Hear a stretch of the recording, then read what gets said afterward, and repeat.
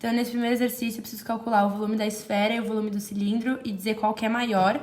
E primeiro eu tenho que o raio da bola é 13, então a gente já encaixa na fórmula, que é 4/3 de π r ao cubo. Então, 4/3 de π elevado a 13 elevado a cubo. Ai, meu Deus. Aí, o resultado dá esse. Aí, calculando o volume do cilindro, eu vou fazer um Pitágoras, sabendo que aqui é O e aqui é C, ou aqui é C, aqui é O, não tô lembrando agora, porque eu não tô com a prova aqui, mas a gente sabe que aqui vale 5 e aqui vale 13, que é o raio da esfera. Então, a gente tem que achar esse x aqui, e para isso a gente vai resolver esse Pitágoras, a hipotenusa ao quadrado igual a cateto ao quadrado mais cateto ao quadrado, que vai dar x igual a 12. Então, a gente conclui que o raio da esfera, raio do cilindro é 12. Tendo isso, a gente vai colocar na fórmula do volume do cilindro, que é πr ao quadrado vezes a altura. A altura foi dada aqui, é 20. Então, a gente só conclui na fórmula que π raio ao quadrado vezes a altura é igual a essa. E daí, a gente conclui que o volume da esfera é maior do que o do cilindro. Nesse segundo exercício, eu precisava primeiro fazer um esboço da planificação de uma pirâmide de base hexagonal, que é essa, e depois o desenho da própria pirâmide, que é assim. Aí, no B, eu preciso saber como calcular o volume dessa pirâmide. E a fórmula é a área da base vezes a altura dividido por 3. E eu sei que a área da base de uma pirâmide hexagonal é 6 vezes lado ao quadrado raiz de 3 sobre 4. E eu sei que o lado dessa pirâmide é 10. Então, fazendo isso tudo daqui, o volume dá 600 raiz de 3. Aí, no C, eu preciso calcular a área total, que é a soma da área da base mais a área lateral. Primeiro, a área lateral, eu sei que a fórmula é a aresta da base vezes o G, que é a apótema da face, vezes 6 sobre 2.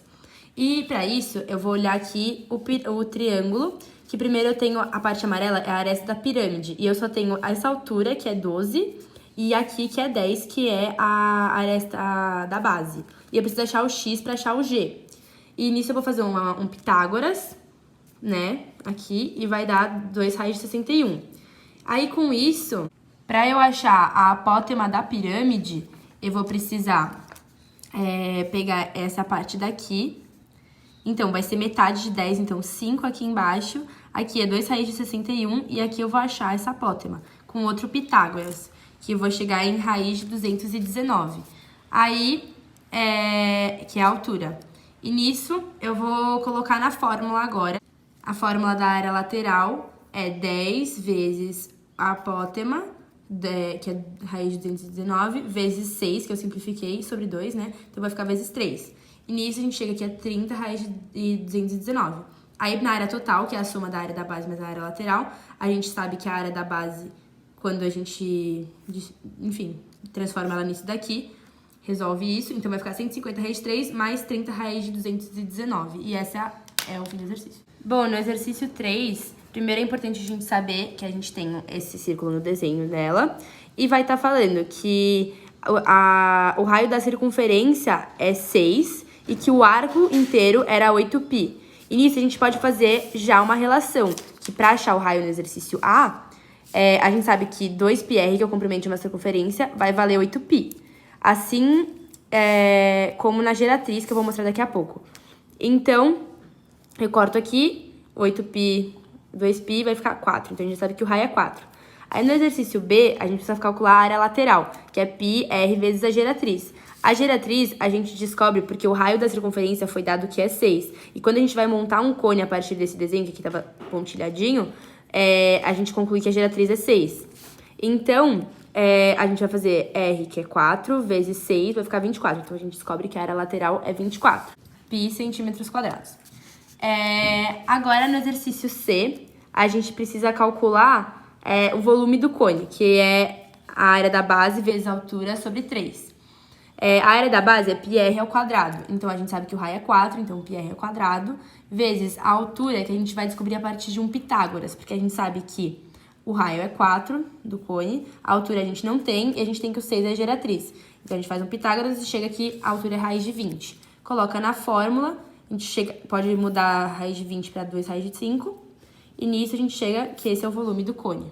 No exercício 4, eu tinha que rotacionar um triângulo que forma um tronco de cone. E nisso, aí o exercício A era pra fazer esse esboço. E no exercício B, eu tinha que determinar o volume desse sólido, que é o volume de um tronco de cone. Tendo em vista essa fórmula, eu posso calcular. Primeiro, eu preciso achar a altura aqui. Então, e eu sei que é um triângulo equilátero. Então, se aqui valia 2, que dava pra ver no desenho, aqui vai valer 2 também. E aqui também dava escrito que aqui dizia que era 1. Então, a gente sabe que aqui é 1 e aqui é 2. Então, a gente vai fazer um Pitágoras pra achar que a altura era a raiz de 3. Aqui. E nisso, a gente vai colocar na fórmula, então, que a altura é a raiz de 3 e os raios. O raiozinho, que é 1, e o raiozão, que é 2. E toda essa fórmula vai chegar no resultado de 7 raiz de 3 sobre 3, π.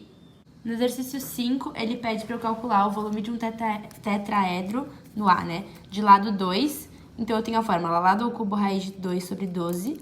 E nisso, eu coloco na fórmula mesmo lado e chego nesse número, que é o volume do tetraedro. Aí, agora, ele pede o volume do octaedro, e que a fórmula é lado ao cubo raiz de 2 sobre 3.